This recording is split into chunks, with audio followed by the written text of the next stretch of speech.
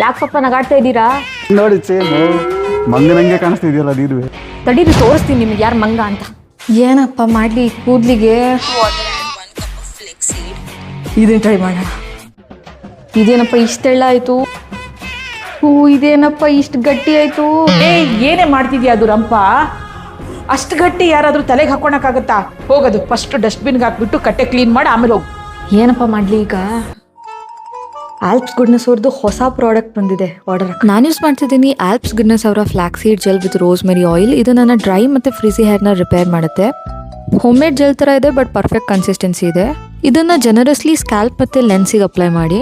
Flax seed gel ನಿಮ್ಮ ಹೇರ್ನ soft silky shiny ಮತ್ತು thick ಮಾಡುತ್ತೆ. 20 to 30 minutes ಬಿಟ್ಟು ಹೇರ್ ವಾಶ್ ಮಾಡಿದ್ರೆ ಈಸಿಯಾಗಿ ವಾಟರಲ್ಲಿ ವಾಶ್ ಆಗುತ್ತೆ. ಆಫ್ಟರ್ ವಾಶ್ ನನ್ನ ಹೇರ್ ಶೈನಿಯರ್ ಮತ್ತು ಸ್ಮೂತ್ ಆಗಿದೆ.